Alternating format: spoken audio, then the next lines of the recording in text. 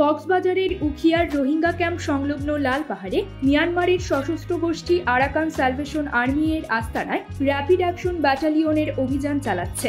এরই মধ্যে অভিযানে আরসার আস্তানা থেকে বিপুল পরিমাণ অস্ত্র, গ্রেনেড ও রকেট শেল উদ্ধার সহ আরসার 2 সদস্যকে গ্রেপ্তার করা হয়েছে বলে জানিয়েছে র্যাব।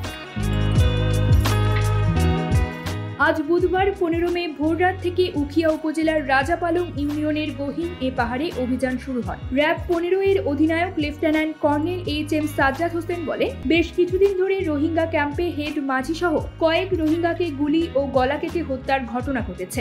এরই প্রেক্ষিতে র্যাব ক্যাম্পে গোয়েন্দা তৎপরতা বৃদ্ধি করে। তারই ধারাবাহিকতায় সুনির্দিষ্ট তথ্যের ভিত্তিতে উখিয়ার ক্যাম্প সংলগ্ন গহীন পাহাড়ে মিয়ানমারের সন্ত্রাসী সংগঠন আরসার আস্তানা অবস্থান শনাক্ত করা হয়।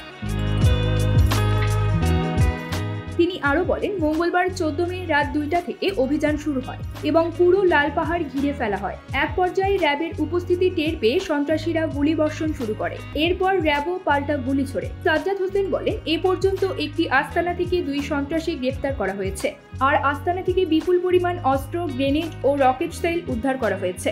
অভিযান এখনো চলমান রয়েছে, পরে বিস্তারিত জানানো হবে বলে জানান র্যাবের ওই অধিনায়ক। News desk, UKBD time.